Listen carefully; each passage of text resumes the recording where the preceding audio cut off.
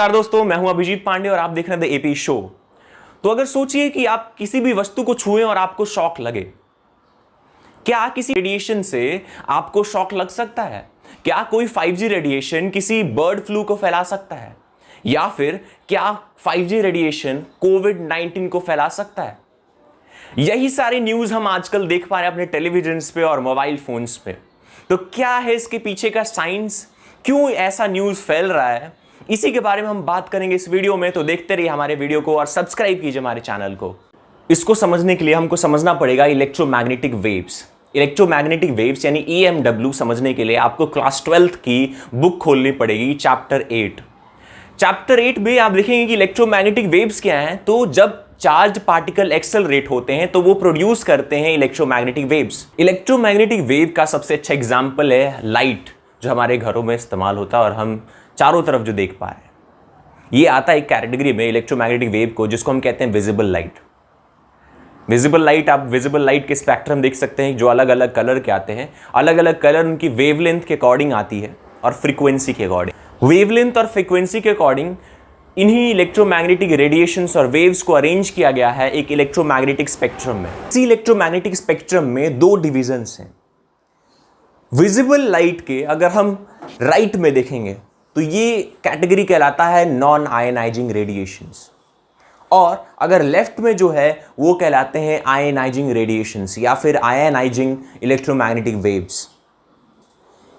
जो non ionising electromagnetic waves है उनकी जनरली वेवलेंथ हायर होती है। रेडियो वेव्स का हम इस्तेमाल करते हैं मोबाइल फोन टावर्स में। माइक्रोवेव का इस्तेमाल किया जाता है हमारे माइक्रोवेव ओवन में।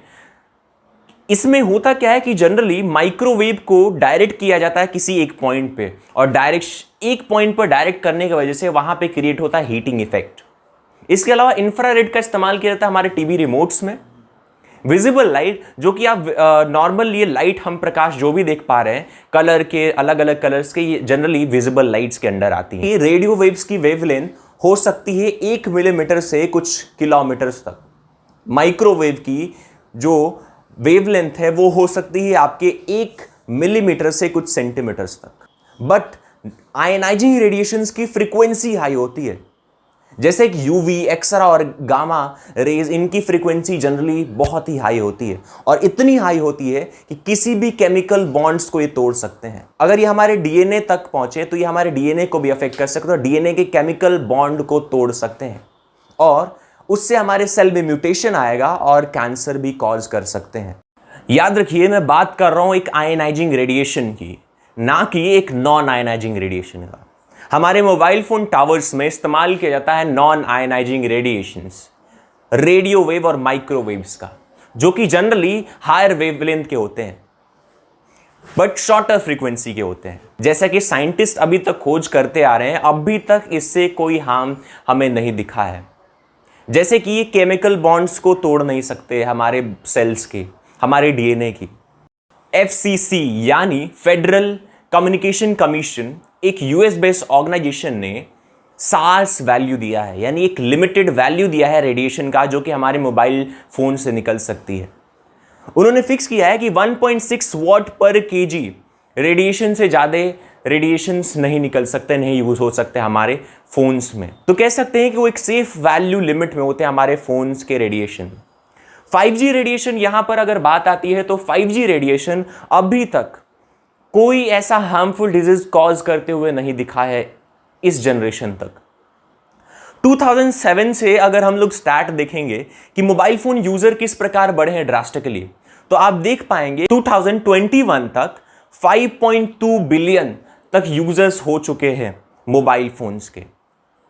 और इस 5.2 बिलियंस ऑफ यूजर होने के बाद भी इन रेडिएशंस का ज्यादा असर नहीं पड़ा है किसी स्टैट में, और किसी भी हेल्थ इशू नहीं दिखी है।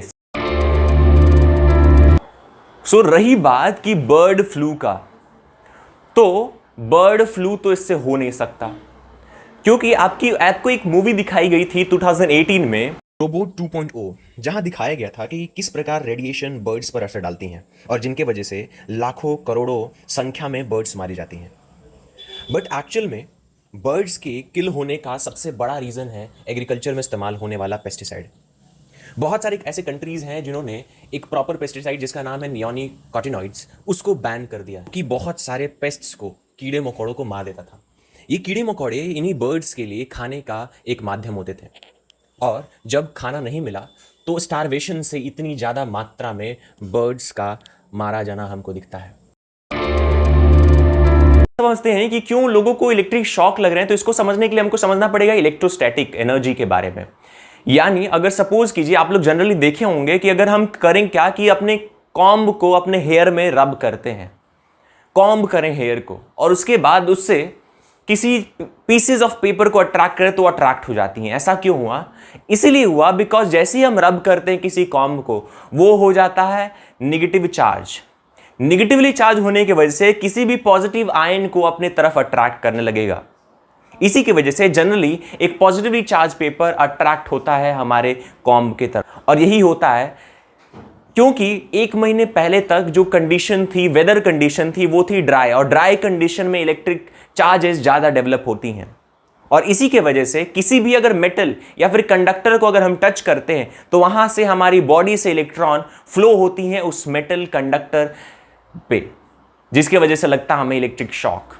तो जी, ये इलेक्ट्रिक शॉक हमें 5G रेडिएशन से नहीं लग रहा है, इलेक्ट्रिक शॉक लग रहा है हमें इलेक्ट्रोस्टैटिक चार्जेस से, इलेक्ट्रोस्टैटिक एनर्जी से। अब रही बात रेडिएशन से कोविड-19 के बढ़ने का, तो इसको हम कहते हैं कॉन्स्पिरेसी थ्योरीज। लोग कर क्या रहे हैं कि कॉन्स्पिरेसी थ्योरीज बना रहे हैं इस 5G रेडिएशंस का, क्योंकि 2019 में भी 5G को इंट्रोड्यूस किया गया था, और कोविड-19 भी उसी समय चाइना में स्टार्ट हुआ था, वुहान के शहर में। तो लोग कर क्या रहे हैं कि बर्ड के डेथ का, कोविड-19 के स्प्रेड का और इलेक्ट्रिक शॉक का, इन सबको मिला के बना रहे हैं बहुत सारे कॉन्स्पिरेसी थ्योरी। तो यही रहा हमारा पूरा टॉपिक। लाइक कीजिए हमारे वीडियो को, सब्सक्राइब कीजिए हमारे चैनल को और शेयर कीजिए, ताकि और ऐसे स्टफ आपके पास हम ला पाएं। धन्यवाद।